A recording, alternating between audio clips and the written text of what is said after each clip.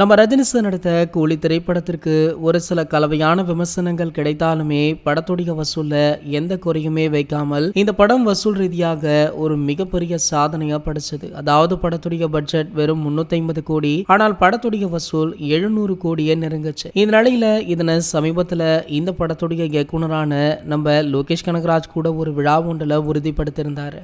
இந்த திரைப்படத்தை அடுத்து ரஜினி சார் தான் நடிக்கும் படத்திற்கு கதை தேர்வு செய்வதில் அதிக முனைப்பு காட்டிட்டு இருந்தாரு. கமலஹாசன் தயாரிப்புல நம்ம ரஜினி சார் அடுத்த படம் உருவாக இருக்கு. தலைவர் 173 அப்படின்னு தற்காலிகமாக இந்த படத்திற்கு டைட்டிலுமே வச்சிருக்காங்க. படத்தை சுந்தர்சி அவர்கள் இயக்க போவதாக அதிகாரப்பூர்வ அறிவிப்பு முன்னாடியே வெளியாச்சு. ஆனால் சில தினங்கள் கருத்து வேறுபாடு காரணமாக நம்ம சுந்தர்சி அவர்கள் இந்த ப்ராஜெக்ட்ல இருந்து விலகுவதாக திடீரென அறிவிச்சிட்டாரு. கதையில அதிக மாற்றங்கள் செய்யும்படி ரஜினி சார் சொன்னதால தான் சுந்தர்சி அவர்கள் விலகியதாக ஒரு சில கிசுகிசுக்களுமே இருந்துட்டு இருக்கு. ரஜினி சாருக்கு பிடிக்கும் கதை கிடைக்கும் வரை தேடிக்கொண்டே இருப்போம் அப்படின்னு கமலஹாசன் அவர்களுமே ஒரு பேட்டியில வெளிப்படையாக சொல்லியிருந்தார். இந்த நிலையில தலைவர் 173வது படத்தை பற்றிய அதிகாரப்பூர்வ அறிவிப்பு இன்று, அதாவது ஜனவரி 3ஆம் தேதி காலை 11 மணிக்கு வெளியாகும் அப்படின்னு அதிகாரப்பூர்வமாக அறிவிக்கப்பட்டிருக்கு. டான் பட புகழ் இயக்குனர் சிபி சக்கரவர்த்தி தான் தலைவர் 173வது படத்தை இயக்க போறார் அப்படின்ற தகவல் வந்திருக்கா. சிவகார்த்திகேயன் நடித்த டான் படத்திற்கு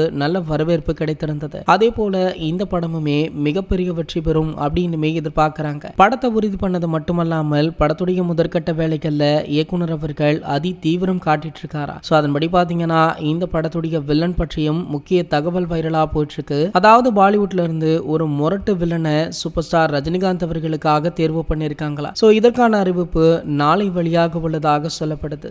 ஓகே, இந்த படத்தை பத்தி நீங்க என்ன நினைக்கிறீங்க அப்படின்றத கீழே உள்ள கமெண்ட் செக்ஷன்ல கமெண்ட் பண்ணிட்டு நம்மளுடைய சேனலை மறக்காம சப்ஸ்கிரைப் பண்ணிக்கோங்க.